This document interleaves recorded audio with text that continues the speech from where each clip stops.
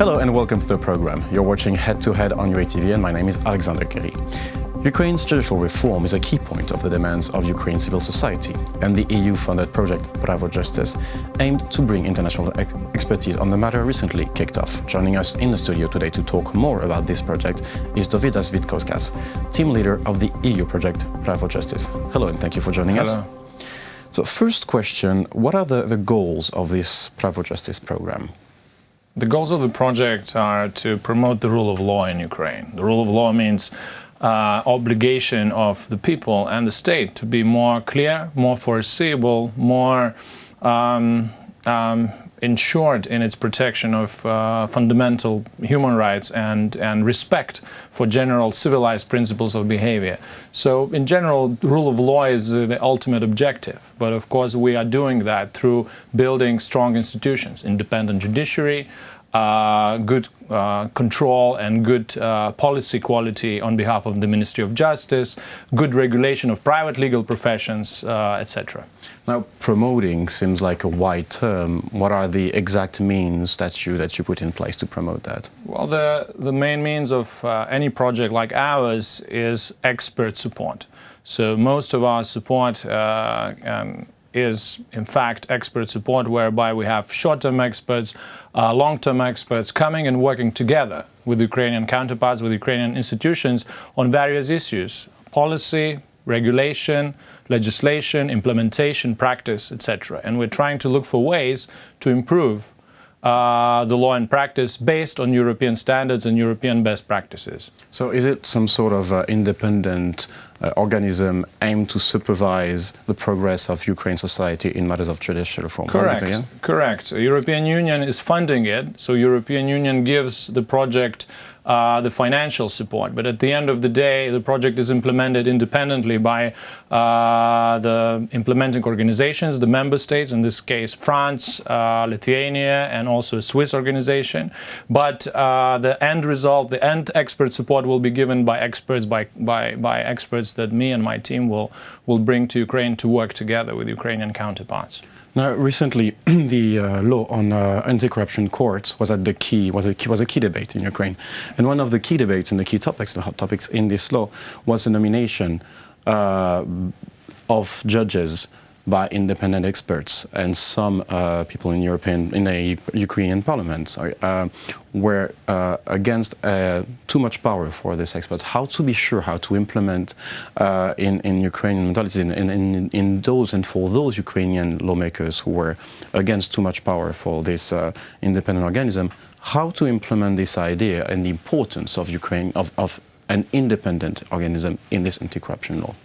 Well, I think in general there has been a lot of discussion about how to reset the judiciary. So creation of an specialized anti-corruption court is only one of the steps in the, let's say, in the list of activities that have been planned and have been conducted by Ukrainian authorities in the last few years.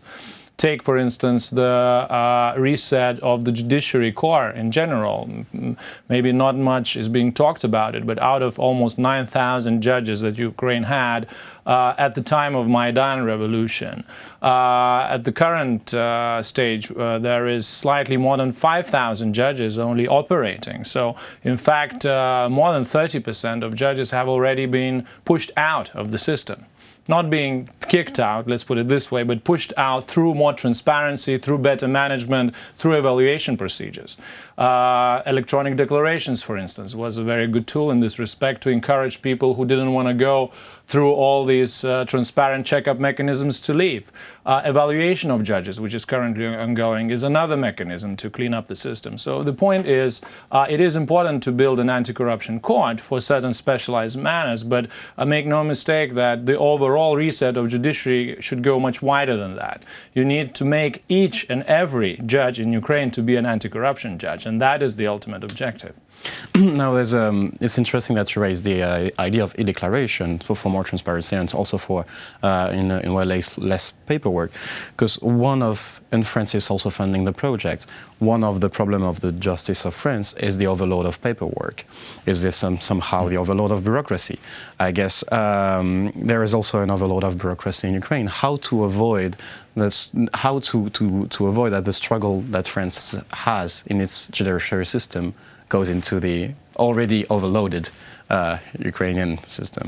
Our project is implemented by implementing partner organizations from a few EU member states, but if you look at the nationalities and profiles of our experts that come to give policy advice, give capacity building and training to Ukrainian partners, we work with more than 15 European nationalities. So our job is really not to spread practices of one or the other EU member state. Our job is really to give Ukraine a well-contextualized, a well-customized advice, giving them different options from different countries to choose from. So I think this is one of the underlying principles of good policy advice, is to give more options, and then Ukrainian authorities choose the ones that they consider fit, given the Ukrainian historical political context, given the Ukrainian economic situation, given the expectations of the society that you have mentioned. If something works in France or in Northern Europe, it doesn't necessarily mean that this organ will live in the Ukrainian organism. So our job as experts is to really create conditions for those organs, so to speak, from Europe to find peaceful and effective existence in the new organism, in the Ukrainian organism of state and rule of law institutions. One of the way, and this team is working on, I quote so from the website, a pilot court to be set up in Ukraine. How would it look like? Well, there are various ways to conduct reforms. In the typical strategic planning lingo, we talk about top-down and bottom-up approaches. So top-down approach, let's say, it's having a vision, having some sort of top-level discussion in parliament, among the ministers and policymakers of where the sector needs to go. In this respect, we have the Justice Sector Reform Strategy and Action Plan that was adopted with the President's decree in 2015. So Ukraine has a top-down vision where the sector needs to go. And when I mean the sector, I mean not just the courts and judiciary, but also the Ministry of Justice, the Prosecutor General's office, the private legal professions, etc. So it's a joint work of all these stakeholders working together.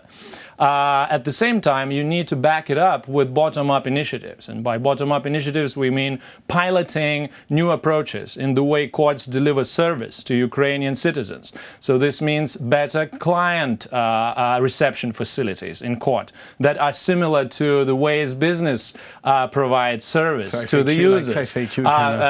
More friendly and more, let's say, smiling faces in courts. Better lounge areas to wait. The leaflets and legal aid documents that could help people resolve the problem before they even start going into the courtroom. So I think all this together, better security also, because Ukrainian courts have, and as well as the parties, have a security issue, physical security issue. So the idea of pilot courts, model courts, is to really bring some new approaches into better customer orientation, better client orientation in a few selected regions in Ukraine in order to try to get some low-hanging fruit, as we say, to get some quick wins, to get some real evidence that something is changing when we talk about users of court services and the parties that come to the court to receive a service. That's an interesting issue that you raise, is the idea of security, because recently, the past year, since the rise of National Hydrogeny, for example, we saw some of these militia coming into court and putting pressure on certain judges or certain decision to be taken. How to ensure that this doesn't happen? How to... It's a good question, because, again, the problem with court security doesn't happen in a vacuum. I think the reason for problems is that people have a big distrust of the way judiciary and other justice institutions are functioning. People are angry. People are sometimes poor.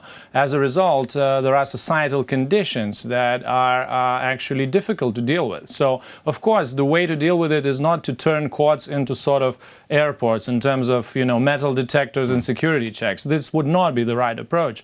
Courts, and that's a European standard, need to be accessible, and they need to be open, and they need to be public. So how to reconcile these interests with greater security? It's a delicate approach, but I think one of the best solutions in this respect is not to buy cameras and metal detectors, which can, of course, reinforce security in the short term. Even if people come with arm and...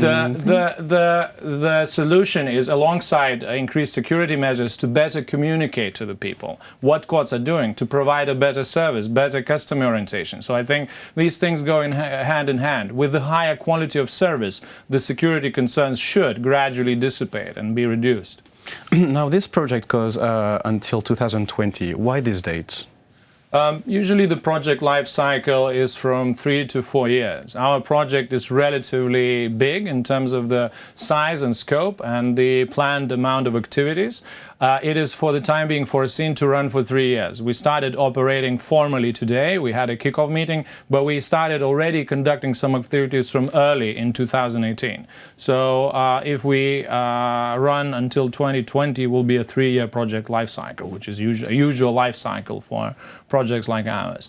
At the same time, PRAVO-Justice is not an entirely new project. We follow on the path of the predecessor project that was also implemented by a few EU member states, including France and others, and that was funded by European Union, which ran from 2014 to 2017. So that predecessor project already built some foundations in terms of what we're doing, how we're doing it, and of course we benefit from knowledge of Ukrainian context, and we benefit from knowledge of main counterparts, including main counterparts in the Ministry of Justice and judiciary governance bodies, in the President's administration. So in a way, this is easier for us to start our work because we know we are a bit like a family already with our Ukrainian counterparts. Is there a possibility of a continuity, maybe another project afterwards being implemented? We will see. I think the ultimate objective that I defined, the greater rule of law in Ukraine, more clear and foreseeable behavior of individuals vis-a-vis each other and of the state vis-a-vis the individual, it's a very soft objective. We can always say that we're moving from point 0 to point 1. Maybe next year we'll move from point 1 to point 2. So the progress is gradual. We need to learn to appreciate this progress, but at the same time fix more objective, more ambitious objectives down the road. So I hope that even if we achieve some progress from now to 2020, there will still be a lot to be done. We will closely follow these steps. Thank you for joining us in our studio today. It was a pleasure to talk to you. This was Dovydas Vitkauskas, team leader of the EU project PRAVO-Justice. Thank you for watching the program. Stay tuned for the rest.